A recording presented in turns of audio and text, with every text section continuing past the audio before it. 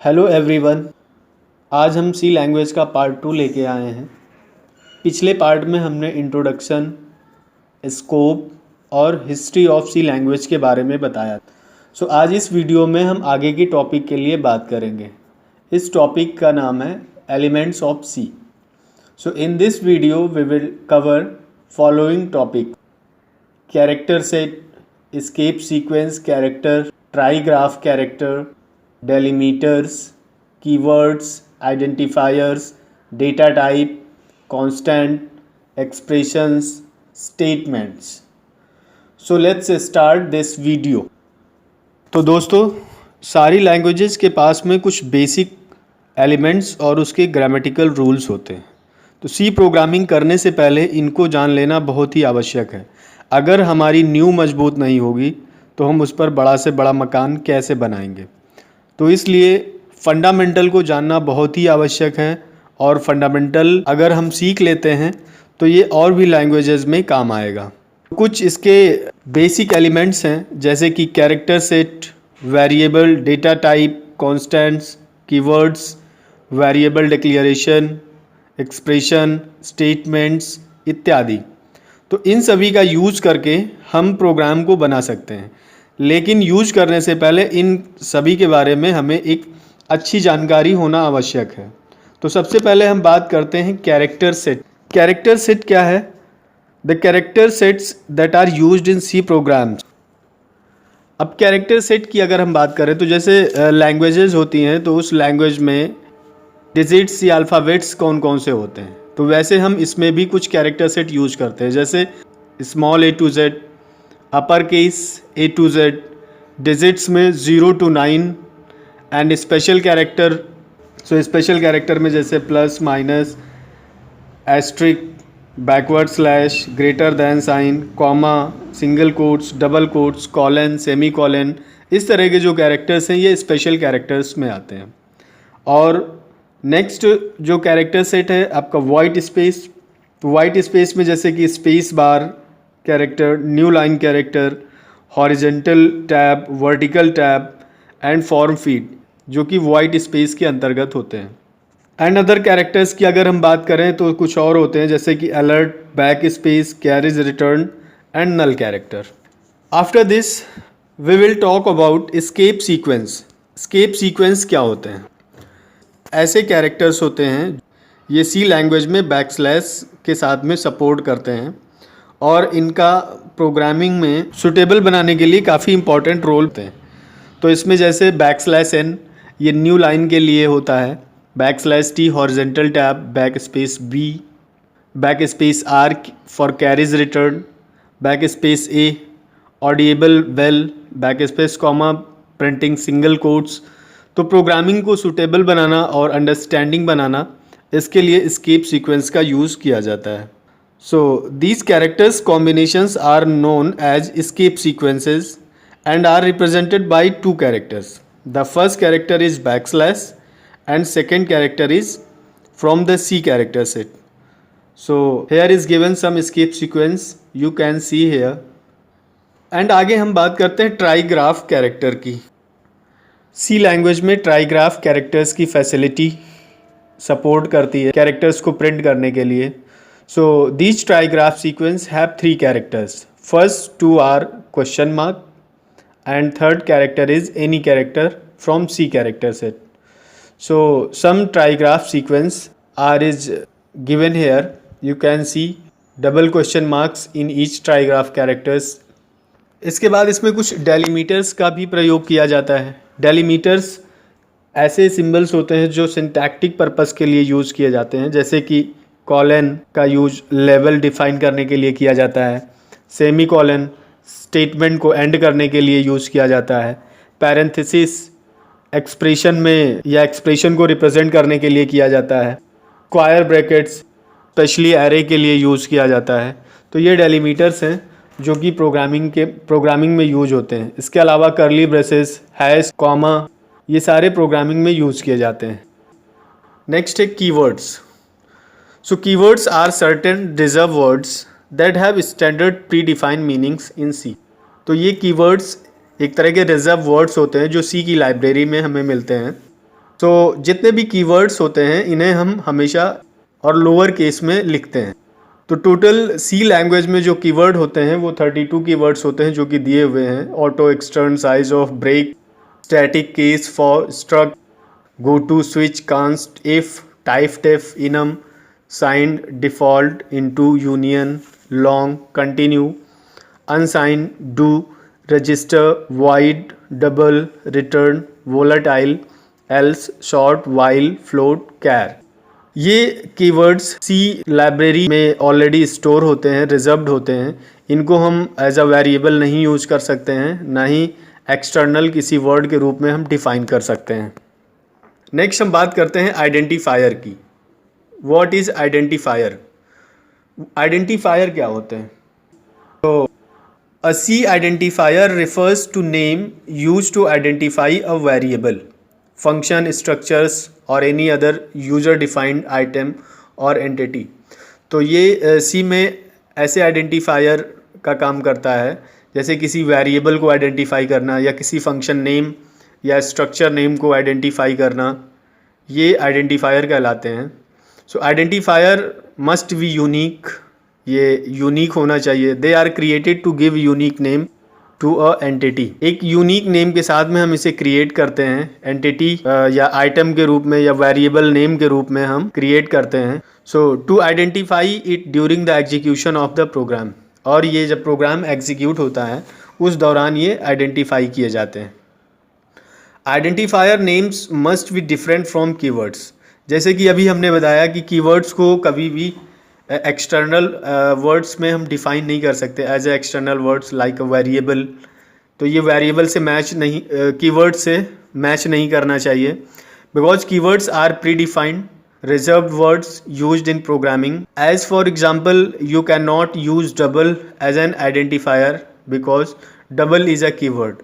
ऐसे इंट है, कॉन्स्ट है, तो इसको हम कभी भी एज अ आइडेंटिफायर यूज नहीं कर सकते हैं। आइडेंटिफायर के कुछ रूल्स होते हैं, जैसे कि किसी भी आइडेंटिफायर में हम लोअर केस और अपर केस या डिजिट्स का इस्तेमाल कर सकते हैं, लेकिन अंडर स्कोर को छोड़ के किसी भी स्पेशल कैरेक्टर को यूज नहीं कर सकते।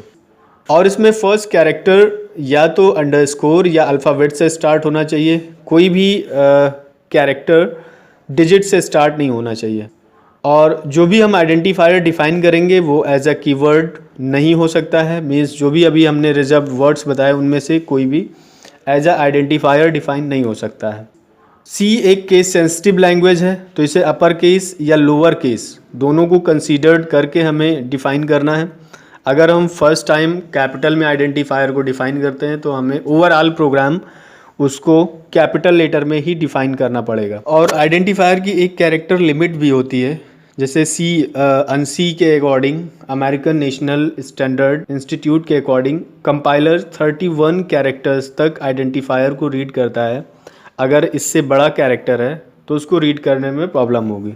तो ये हमेशा ध्यान रखें आइडेंटिफायर को डिफ़ाइन करते समय कि 31 कैरेक्टर से ज़्यादा नहीं होना चाहिए। वैसे जितना ज़्यादा से ज़्यादा अगर छोटा डिफ़ाइन करने की कोशिश करें वो ज़्यादा बेहतर होगा। अब आगे हम बात करते हैं डेटा टाइप की। Data type defines a domain of allowed values and the operations that can be performed on those values. Storage representation of different data types. So data types के द्वारा हम ये कंसीडर करते हैं कि हमें किस प्रकार की वैल्यू को कंप्यूटर को प्रोवाइड कराना है। सबसे इम्पॉर्टेंट रोल होता है डेटा टाइप का। इसके बारे में ध्यान से सुनेंगे और इसको समझेंगे भी।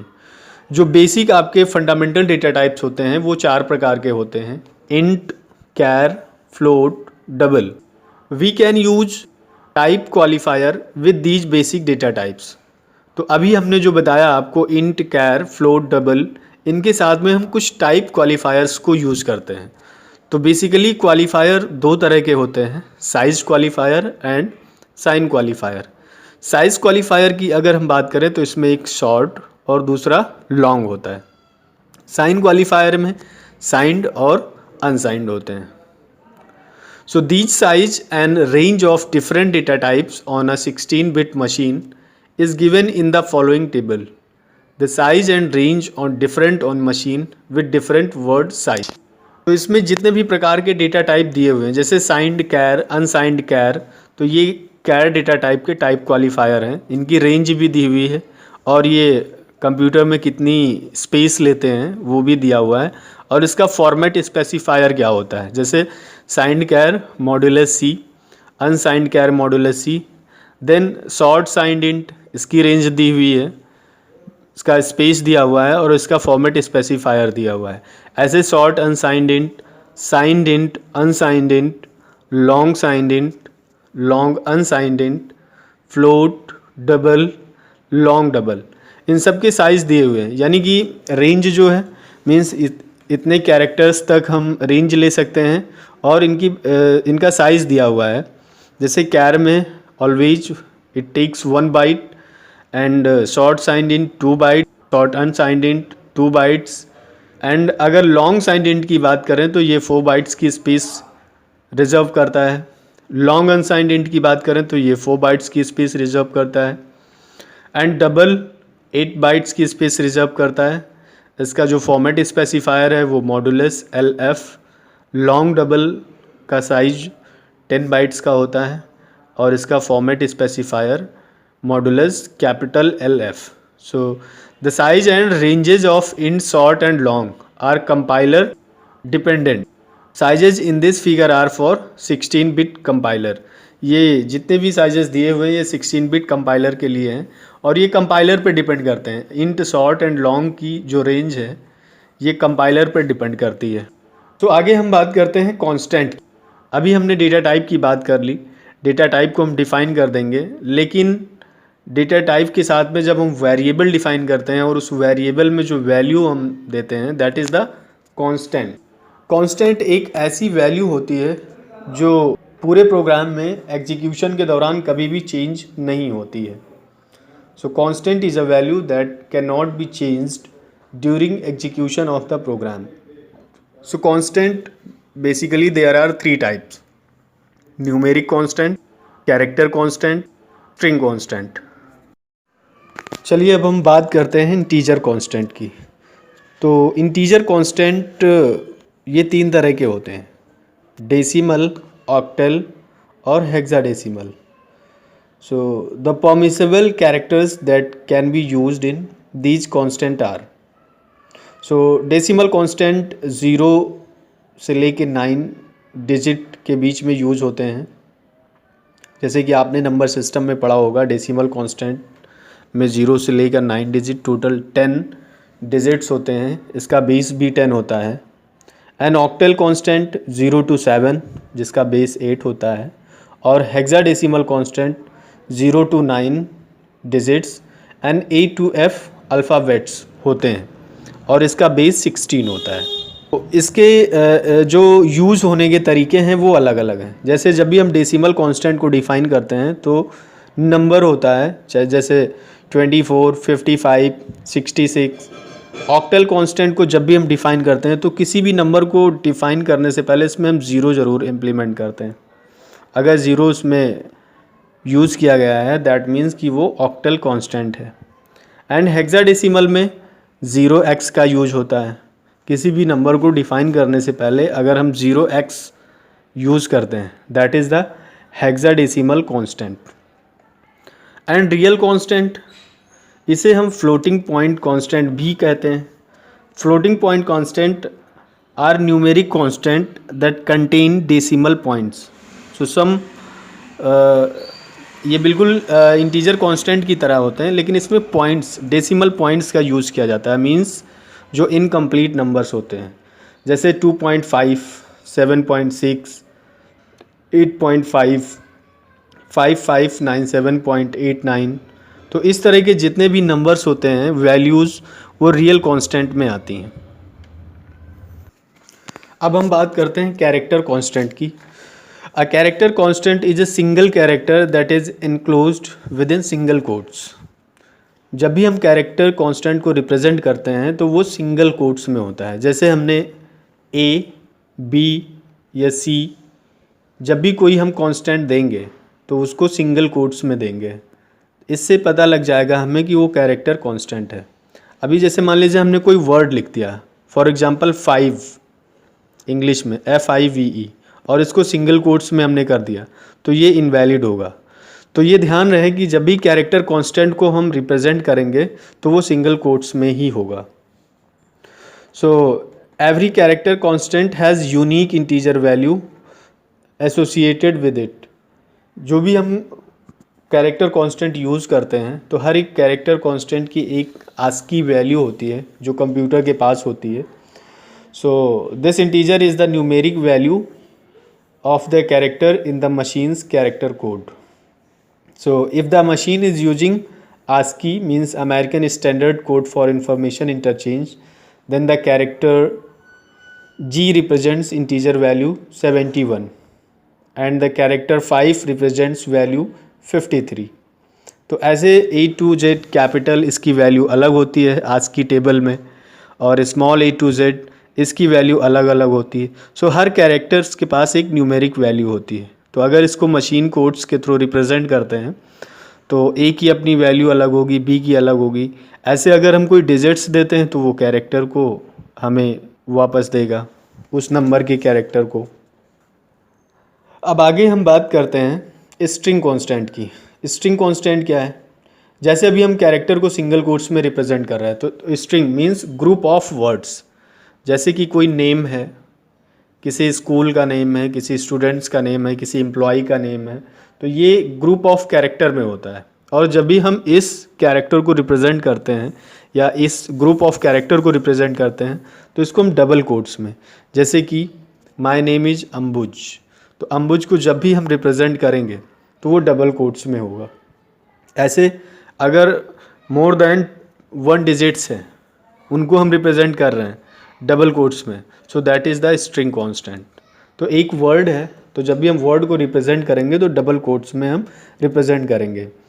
और इसमें लास्ट में, वर्ड के लास्ट में जो नल कैरेक्टर होता है वो ऑटोमेटिकली एसोसिएट होता है।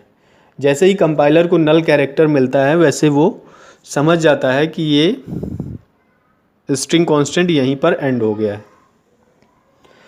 तो इसमें आपने ये जान लिया होगा न्यूमेरिक कांस्टेंट कितने प्रकार के होते हैं और कैसे कैसे हम यूज करते हैं। सो न्यूमेरिक, कैरेक्टर और स्ट्रिंग कांस्टेंट मेनली हम यूज़ करते हैं। इसका मतलब ये है कि हम 3 तरह की वैल्यूज़ को कंप्यूटर को प्रोवाइड कराते हैं मुख्यतः। आगे हम बात करते हैं कि वेरिएबल्स को कैसे डिफाइन करते हैं। वेरिएबल है क्या? Variable is a name that can be use to store values. It can take different values but one at a time. Variable एक तरह का नेम है जो कि किसी भी वैल्यू को स्टोर करने के लिए प्रोग्राम में यूज किया जाता है। जैसे कि हम कंप्यूटर को डायरेक्ट कोई वैल्यू प्रोवाइड नहीं करा सकते, इसलिए हम एक वेरिएबल डिफाइन करते हैं और उस वेरिएबल के माध्यम से कंप्यूटर को वैल्यू प्रोवाइड कराते हैं। These values can be changed during execution of the program. ये ऐसी वैल्यूज होती हैं जो प्रोग्राम के एग्जीक्यूशन के दौरान चेंज भी हो सकती हैं। So a data type is associated with each variable and it decides what values the variable can take. अब अभी आपने डेटा टाइप के बारे में पढ़ा, डेटा टाइप के बारे में जाना, तो जब भी कोई वैल्यू हम डिफ़ाइन करते हैं तो उससे पहले उसका जो टाइप है वो डिफ़ाइन हो जाता है। किसके माध्यम से? डेटा टाइप के माध्यम से। जैसे इंट हमने डिफ़ाइन किया तो इंट में इंटीजर वैल्यू ऑलवेज हम यूज़ करते हैं। अगर डेसिमल पॉइंट के साथ में है तो उसके लिए हम फ्लोट डिफ़ाइन करते हैं। अगर कैरेक्टर है तो कैर डिफ़ाइन करते हैं, और अगर स्ट्रिंग है तो उसके लिए भी हम कैर डिफ़ाइन करते हैं, लेकिन उसके साइज को फिर हम बढ़ाते हैं बिकॉज कैर का साइज 1 बाइट होता है और इंटीजर का 2 बाइट। ऐसे अब इसको हम कैसे डिफ़ाइन करेंगे? तो डिफ़ाइन करने के लिए ये ज़रूरी है कि सबसे पहले हम डेटा टाइप को डिफ़ाइन करें। प्रोग्राम में यूज करने से पहले ये ज़रूरी है कि वेरिएबल को हम पहले डिफ़ाइन कर लें, और वेरिएबल डिक्लेरेशन जब भी हम, तो वो डेटा टाइप के अकॉर्डिंग हम डिक्लेयर करते हैं। जो वेरिएबल की रेंज होती है ये उसके डेटा टाइप पर डिपेंड करती है कि वो कितना डेटा या कितनी वैल्यू को स्टोर कर सकता है। तो आगे इसके कुछ एग्जांपल्स दिए हुए हैं, इनको ध्यान से देखिएगा। जैसे कि इंट में x डिफ़ाइन किया गया है, मीन्स कि x में हम कितना डिफ़ाइन कर सकते हैं, कितनी वैल्यूज़ को हम स्टोर कर सकते हैं 2 बाइट तक। ऐसे फ्लोट, अभी आपने फ्लोट के बारे में जाना, फ्लोट का जो साइज होता है वो 4 बाइट का होता है, तो इसमें 4 बाइट तक वैल्यूज़ हम स्टोर कर सकते हैं। ऐसे कैर में ग्रेड डिफ़ाइन किया गया है, तो जैसे ABCD कोई भी एक कैरेक्टर है वो हम ग्रेड में स्टोर कर सकते हैं 1 बाइट तक। ऐसे लॉन्ग में y है, तो लॉन्ग 4 बाइट का होता है, तो हम 4 बाइट तक वैल्यूज इसमें हम डिफ़ाइन कर सकते हैं। ऐसे शॉर्ट 1 बाइट का होता है, तो इसमें 1 बाइट तक वैल्यूज हम डिफ़ाइन कर सकते हैं। वेरिएबल को हम इनिशियलाइज़ कैसे करते हैं? इनिशियलाइज़ करने के लिए हमें, जैसे कि हम कोई भी वेरिएबल डिफ़ाइन करते हैं, तो इनिशियलाइजेशन के लिए हम इक्वल साइन का यूज़ करते हैं, जिसे हम असाइनमेंट ऑपरेटर भी बोलते हैं। तो जैसे हमें x में कोई वैल्यू डिफ़ाइन करनी है, तो x इक्वल्स टू 5 कर सकते हैं। ऐसे सैलरी में कोई वैल्यू डिफ़ाइन करनी, इनिशियलाइज़ करनी है, तो सैलरी इक्वल्स टू और वो वैल्यू हम दे सकते हैं। ऐसे इसके कुछ एग्जांपल्स आगे दिए हुए हैं। एग्जांपल्स में जैसे कि a इक्वल्स टू 5, यानी कि a को 5 से इनिशियलाइज़ किया गया है। फ्लोट में x इक्वल्स टू 8.9 से x को इनिशियलाइज़ किया गया है। ऐसे y को 10.5 से इनिशियलाइज़ किया गया है। कैर में देखिए y दिया गया है, जैसे कि हमने बताया था किसी भी कैरेक्टर को जब हम असाइन करेंगे या यूज़ करेंगे एज अ कांस्टेंट, तो वो सिंगल कोट्स में होगा, तो ch equals to single quotes में y दिया गया है। ऐसे डबल में नम वेरिएबल है और 0.15197 e-7 ये वैल्यू है जो इनिशियलाइज़ की गई है। ऐसे इंट में LMN टोटल, अब LMN में कोई वैल्यू यहाँ इनिशियलाइज़ नहीं की गई है, लेकिन टोटल में 0 इनिशियलाइज़ की गई है। So in the last declaration only the variable total is initialised. तो ये था इनिशियलाइज़ करने का तरीका, और इसको हम आसानी से इनिशियलाइज़ कर सकते हैं, इसमें कोई भी प्रॉब्लम नहीं है। अब हम बात करते हैं एक्सप्रेशंस। एक्सप्रेशंस क्या है? एक्सप्रेशन एक तरह का operators, constant, variable and functions का कॉम्बिनेशन होती हैं। An expression can be arithmetic, logical और रिलेशनल। जो एक्सप्रेशन है वो अर्थमेटिकल भी हो सकती है, लॉजिकल भी हो सकती है और रिलेशनल भी हो सकती है। तो इसके कुछ एग्जांपल्स यहाँ पे दिए गए हैं, जैसे x प्लस वाई, तो ये अर्थमेटिकल एक्सप्रेशन हो गई। जैसे a equals to b plus c, इसमें 2 ऑपरेटर्स यूज़ किए गए हैं, इक्वल और प्लस, ये भी अर्थमेटिकल ऑपरेटर है। a is greater than b, आगे तो ये आपका एक रिलेशनल ऑपरेटर है, बिकॉज a का रिलेशन b से यहाँ पे दिखाया जा रहा है। Then a equals to b, तो ये लॉजिकल एक्सप्रेशन है, मीन्स यहाँ पे एक लॉजिक दिया गया है कि a जो है वो b के इक्वल है। ऐसे फंक्शंस में जैसे फंक्शन a और b, तो यहाँ पे a b यूज किया गया है फंक्शन वैल्यू के रूप में। तो आगे हम एक्सप्रेशंस या ऑपरेटर्स के बारे में विधिवत स्टडी करेंगे। यहाँ पर हमने आपको इतना संक्षिप्त में बताया है कि एक्सप्रेशंस क्या है। अब आगे हम बात करते हैं स्टेटमेंट्स। ये सबसे इम्पॉर्टेंट है कि स्टेटमेंट्स क्या होते हैं और ये कैसे होते हैं, इनको समझना बहुत ज़रूरी है। सो in any C program, when we write any instructions, that is called statement. A statement is an executable part of the program and causes the computer to carry out some action. एक statement programme में जो हम use करते हैं वो executable होता है और वो कोई ना कोई एक्शन ले रहा होता है, चाहे वो इनपुट के रूप में हो या आउटपुट के रूप में हो। स्टेटमेंट्स को जनरली कैटेगराइज भी किया गया है, जैसे कि expression statements, compound statements, selection statements, iterative statements, jump statements, label statements. तो एक्सप्रेशन स्टेटमेंट्स मीन्स एक जैसे हम कोई एक्सप्रेशन फॉर्म करते हैं, for example x equals to 5 या a plus b plus c या a equals to b plus c या फंक्शन, इस तरह से जब हम कोई स्टेटमेंट लिखते हैं वो एक्सप्रेशन स्टेटमेंट होता है। एंड कंपाउंड स्टेटमेंट ऐसे स्टेटमेंट्स होते हैं जो किसी एक ब्लॉक के अंदर जब एक साथ कई डिफाइन किए जाते हैं। Means a compound statement consist of several statements enclosed with in a pair of करली ब्रेसेस। करली ब्रेसेस के साथ में जब हम कई स्टेटमेंट्स एक साथ डिफाइन करते हैं वो कंपाउंड स्टेटमेंट कहलाता है। तो compound statement is also known as block of statement. Compound statement को हम ब्लॉक ऑफ स्टेटमेंट के नाम से भी जानते हैं। मीन्स एक जब करली ब्रेसेस को हम ओपन करते हैं और जब क्लोज करते हैं उस दौरान हम जितने भी स्टेटमेंट लिखते हैं वो स्टार्टिंग से लेकर एंड तक एक ब्लॉक हो जाता है। जैसे एक एग्जाम्पल दिया हुआ है, int l equals to 4, b equals to 2, h equals to 3, int area volume and area equals to 2, l into b plus b into h plus h into 1 and volume equals to l into b into H.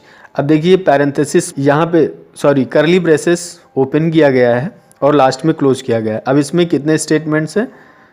4 statements हैं total.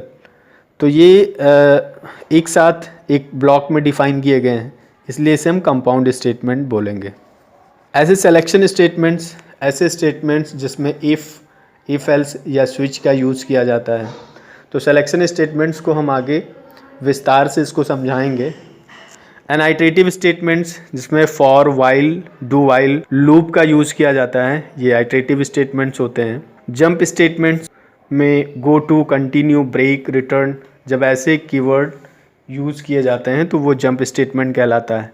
Label statements में case, default, go to, ये label statement में use किए जाते हैं। तो ये जितने भी स्टेटमेंट्स हैं, सिलेक्शन, इटरेटिव, जंप, लेबल, इनको हम आगे विस्तार से एक्सप्लेन करेंगे। तो आज हमने आपको ये एलिमेंट सी के बारे में पूरी जानकारी दी है, क्योंकि जब भी हम प्रोग्रामिंग करने बैठते हैं तो ये हमें आवश्यक है जान लेना कि सी में कौन कौन सी टर्मिनोलॉजी है और टर्मिनोलॉजी के साथ साथ इसके एलिमेंट्स क्या हैं, इनको सीखना बहुत ज़रूरी है। इससे संबंधित अगर आपके मन में कोई क्वेश्चन हो तो आप हमें कमेंट बॉक्स में टाइप करके बता सकते हैं, उसका सल्यूशन देने का हम प्रयास करेंगे। और अगर ये वीडियो आपको पसंद आया है तो इसे लाइक ज़रूर करें।